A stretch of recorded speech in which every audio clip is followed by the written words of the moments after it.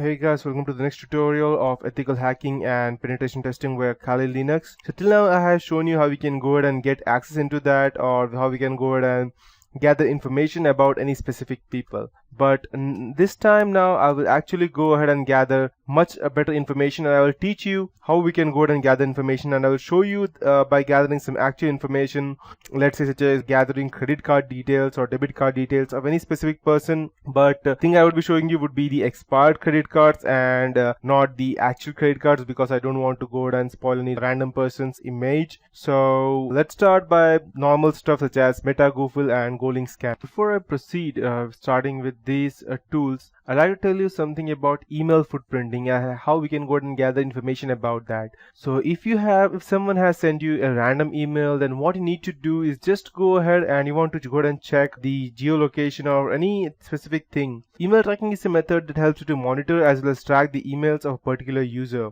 This kind of tracking is possible through digitally time-stamped records to reveal the time and date, and the geolocation, the read duration, proxy detection as to when it was read and from where it was read, and things similar to that. It provides information about the server, type of server used by the recipient as well.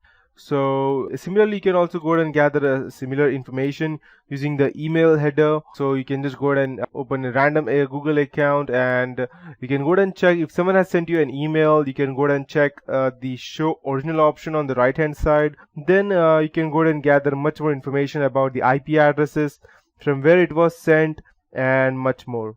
So after tracking email, let's come back to our original point of MetaGoofle, Google Hacking Database, and the hack honeypots and Google hacks that we can see.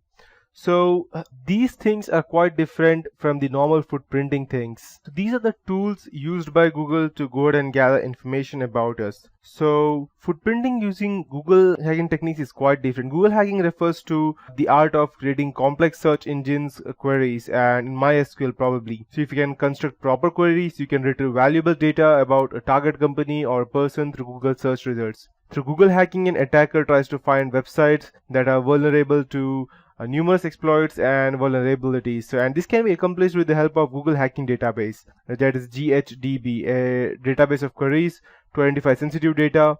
And Google operators can help finding in the required text and avoiding irrelevant data. And using advanced Google operators, attackers can locate specific strings of text such as specific versions of vulnerable application. So I'll be teaching you today about how we can go ahead and gather much more information. I'll show you some basic examples at first, and then finally I'll go ahead and teach you how we can go ahead and gather, let's say, how hackers gather credit card information via internet, just for example.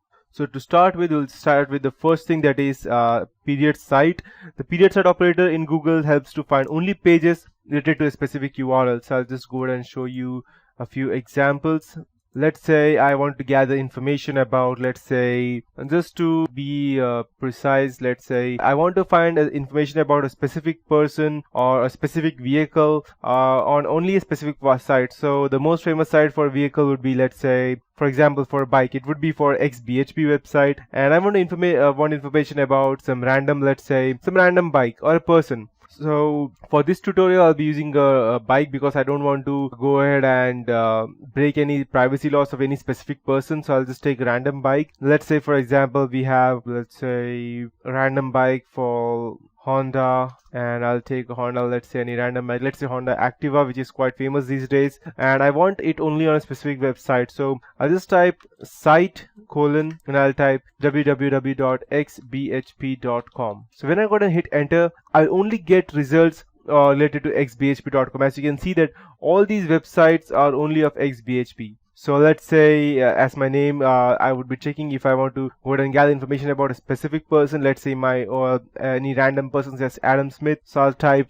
Adam Smith site : www.facebook.com, and when I hit enter, I'll get all the profiles with the name of Adam Smith on the Facebook. So I don't need to actually go ahead and search any random person or any go through any random links. It's all the links are quite visible by using the site. So the site operator in Google helps to find only pages that belong to a specific URL. After that, we have all in URL option. This operator finds the required pages or websites by restricting the results containing all query terms. Then we have the in URL. So that means that if I want to search anything, and if I type, let's say I want any random name inside the URL, as you can see that we have Adam Smith over here. So I'll just type, let's say I want to type, I'll take a different name, and I'll type in URL, that means site will be facebook.com, and in URL I want, let's say Adam. I'll take a different name this time, let's say Michelle. So as you can see that I'll get all the websites with the name of Facebook, and with the URL we have that has Michelle inside that, only with the specific thing. So in this way I can go ahead and gather information.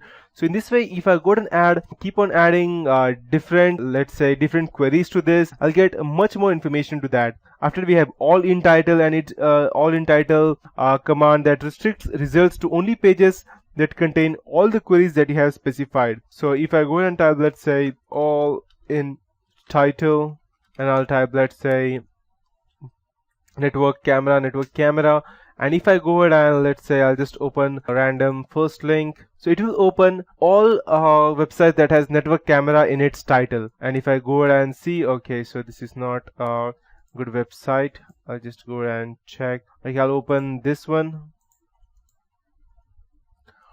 so let's let that open.